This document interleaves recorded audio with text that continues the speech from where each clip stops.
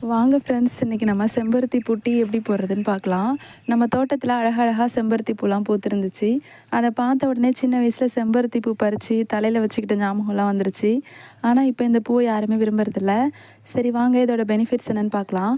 ஒவ்வொரு செடியிலையுமே ஒவ்வொரு மருத்துவ குணம் இருக்குது. அதே மாதிரி செம்பருத்தி செடியில் வந்து நமக்கு இதயத்துக்கான மருத்துவ குணம் வந்து இருக்குது.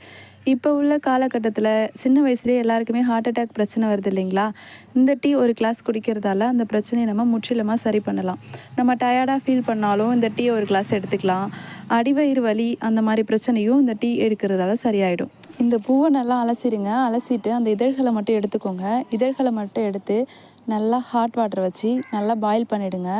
பாயில் பண்ண உடனே நமக்கு டார்க் கலராக மாறிடுங்க. டார்க் கலராக மாறின உடனே நம்ம ஹாஃப் லெமன் எடுத்துக்கணும். ஹாஃப் லெமன் எடுத்துட்டு அந்த டீயில் வந்து நம்ம புழிஞ்சு விட்டோம் அப்படின்னா நமக்கு செம்பருத்தி பூ கலருக்கே மேஜிக் மாதிரி மாறிடுங்க. இப்போ இதை நம்ம ட்ரிங்காக எடுத்துக்கலாம். சூப்பராக இருக்குங்க. இதில் வந்து ஹனி பிடிக்குங்கிறவங்க ஒரு ஸ்பூன் ஹனி எடுத்து கலந்து குடிக்கலாம். நாட்டு சக்கரை பிடிக்கும் அப்படிங்கிறவங்க ஒரு ஸ்பூன் நாட்டு சக்கரை கலந்து குடிக்கலாம். கண்டிப்பாக இந்த டீயை யார் யாரெல்லாம் குடிச்சிங்க அப்படின்ட்டு கமெண்ட்டில் சொல்லுங்கள். இந்த வீடியோ உங்களுக்கு பிடிச்சிருந்தா மறக்காமல் சப்ஸ்கிரைப் பண்ணுங்கள்.